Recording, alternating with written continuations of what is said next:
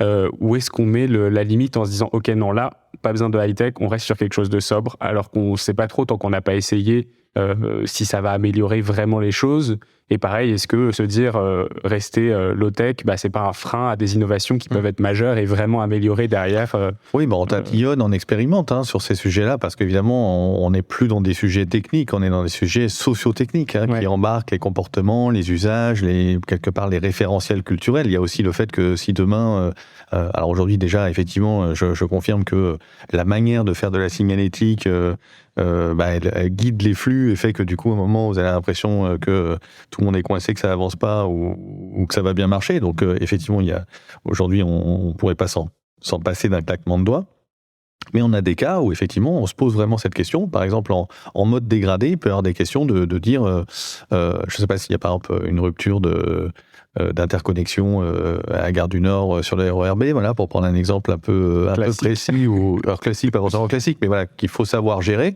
Eh bien, effectivement, tout va être un peu perturbé. Est-ce qu'on fait tout l'affichage, finalement, à travers des écrans, mais en sachant que, finalement, les systèmes qu'il va falloir alimenter pour dire, oh là là, va falloir aller à tel quai, faire tel truc, ça sera pas forcément évident à gérer en temps réel, ou est-ce qu'on met une petite tirette sur les écrans et qu'il n'y a plus d'écran et qu'à un moment, c'est des gens avec des gilets qui descendent sur les quais et qui vont guider les personnes avec ce qui est souvent le cas en temps de... Ce qui va de toute manière être le cas parce qu'effectivement, les gens vont venir en contact. Donc, c'est effectivement, dans ce cas-là, il peut y avoir effectivement une logique de dire c'est quoi, qu'est-ce qu'on confie quelque part à la machine et qu'est-ce qu'on confie à l'humain, et qu'il peut y avoir comme ça des bougées. On a eu une espèce de tendance un peu historique à dire c'est super, quand on met que des machines, des capteurs, des machins, ça va être chouette. Et puis il y a encore ce buzz un peu l'intelligence artificielle, big data, machin, donc le smart building où tout est géré, tout est automatique. Puis en fait, on s'aperçoit qu'en général, ça marche pas.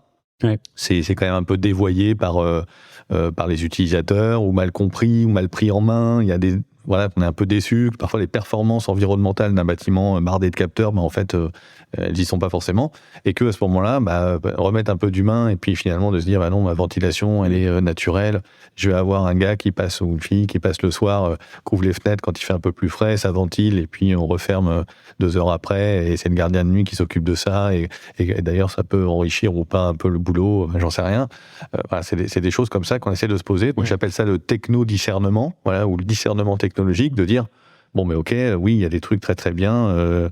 Je sais pas, si je vais me faire opérer, je suis content qu'il y ait un petit robot chirurgien qui accompagne le chirurgien pour que le geste soit hyper précis, l'imagerie médicale, j'en sais rien. Enfin, je prends exprès évidemment le domaine médical, le domaine de santé qui est quand même souvent pris en alibi pour beaucoup de choses, pour la 5G notamment. Formidable. Même là, alors ça c'est et pour l'aviation aussi, on peut pas enlever les jets privés. Exactement, c'est des parce que c'est un transport qui est et puis pour l'école numérique, moi j'ai écrit un bouquin aussi contre la numérisation de l'école, justement, qui est pour moi un manque de discernement technologique, parce que c'est un usage technologique complètement stupide, voire même contre-productif. Eh bien, je sais qu'à l'époque où le bouquin est sorti, il y a 6-7 ans, 6 ans, il y a des gens qui nous avaient dit qu'on était des monstres parce qu'on allait empêcher des enfants hospitalisés de suivre les cours à distance. Donc, c'était donc effectivement très très vite. On parle de 0,02% des jeunes enfants de l'école publique. Il y a d'autres moyens de suivre les cours à ce moment-là. Il faut s'en donner les moyens. Et puis, il y a d'autres moyens, y compris humains, de faire en sorte que la personne ne soit pas complètement détachée. Et d'ailleurs, ça a marché comme ça pendant longtemps. Donc effectivement, la 5G, c'était le chirurgien connecté. Alors on s'est aperçu après qu'on allait avoir du mal à mettre le chirurgien à distance, et puis que sur la place du village, on allait avoir l'anesthésiste, les infirmiers, et je sais pas quoi, et la salle de réveil, ça ne faisait pas trop. Donc on comprenait pas pourquoi fallait tartiner de 5G tout le pays pour ça. Alors après, ça a un petit peu évolué. C'était l'ambulance qui devenait connectée. Enfin bon, effectivement, c'est un peu stupide. Bon, alors on va dire qu'on va pas challenger l'intérêt de la technologie dans le domaine médical, même si on pourrait se dire parfois ça peut aller aussi trop loin, parce qu'on peut imaginer qu'on va faire demain des hommes et des femmes augmentés, des puces neuronales et que sais-je, donc ou de la manipulation génétique. Donc pas sûr que tout ça soit bon à prendre, mais on va simplifier. Et puis il y a d'autres domaines où peut-être effectivement l'enrichissement technologique apporte pas grand-chose, je sais pas quoi, et on est dans la fioriture presque marketing, avec des afficheurs digitaux sur l'électroménager, le réfrigérateur qui fait les courses tout seul sur Internet, le distributeur de croquettes pour chat avec balance électronique, dispositif de reconnaissance faciale pour pas nourrir des chats du quartier, parce que sinon tout le monde va venir se servir.